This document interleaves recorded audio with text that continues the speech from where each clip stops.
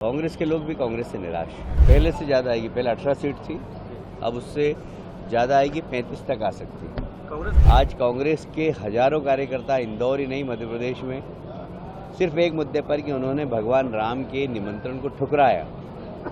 मतलब सुरेश पचौरी जैसा नेता कांग्रेस छोड़कर भारतीय जनता पार्टी में आया। जो अभी हुए हैं मतदान, क्या पब्लिकली फीडबैक आ रहा है? और अभी जी जो सेकंड फेज के मतदान हो चुके हैं, पॉलिटिकली पब्लिकली क्या फीडबैक आ रहा है? अभी क्या देखते हैं? प्रदेश अध्यक्ष कह रहे हैं कि 3,000 रुपये महिलाओं को देना था, दिया नहीं, इसलिए महिलाओं ने वोट नहीं डाला, इसलिए 11% वोट जो है घट गया महिलाओं का।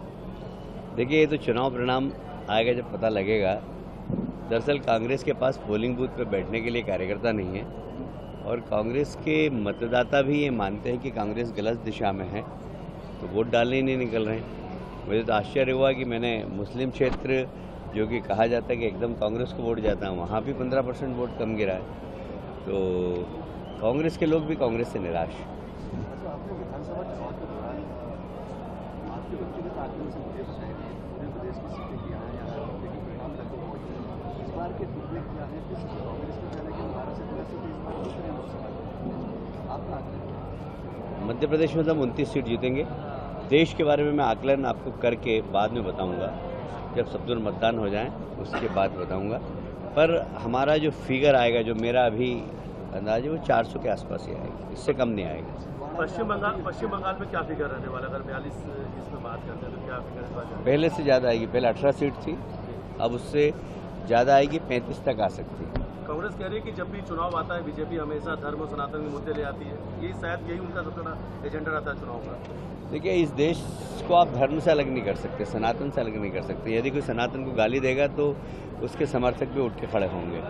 तो सनातन की गाली की शुरुआत इंडी गठबंधन के एक नेता ने की और कांग्रेस ने कुछ बोला ही नहीं, चुप्पी साध ली।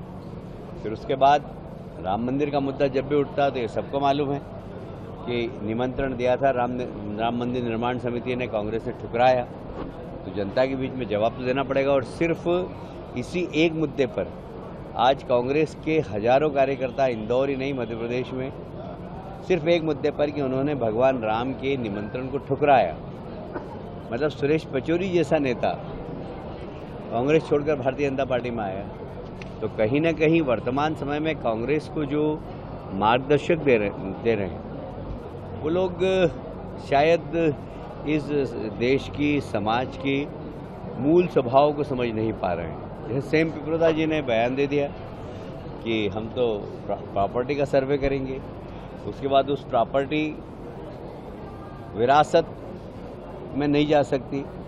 यदि कोई व्यक्ति के पास 1 करोड़ रुपए अगर वो छोड़ के जाता है तो उसको 55 लाख रुपए सरकार में जमा करना पड़ेंगे और उसके बच्चों को सिर्फ 45 लाख रुपए मिलेंगे। वो बोलते हैं अमेरिका में ये कानून है। अब अमेरिका में जो सामाजिक स्थिति वो बिल्कुल अलग है।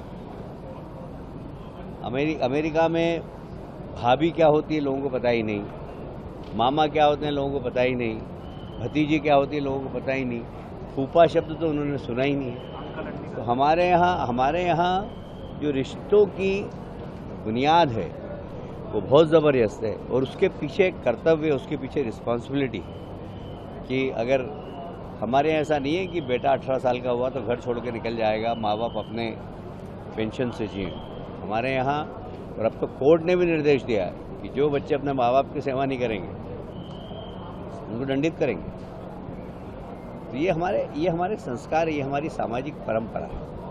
बड़ा घोटाला हुआ है और अब आंकड़ा जो है बढ़कर 28 करोड़ से 100 करोड़ तक जा पहुंचा है। कई बड़े आईएएस पोस्ट पे आपके विभाग का मामला है, आपको लगता है गंभीर जांच अब सरकार में? मेरी इस संबंध में मुख्यमंत्री जी से बात हुई है, आज भी मैंने चर्चा की है। इसमें कोई भी व्यक्ति, कितना भी बड़ा व्यक्ति होगा, उसको बख्शेंगे नहीं।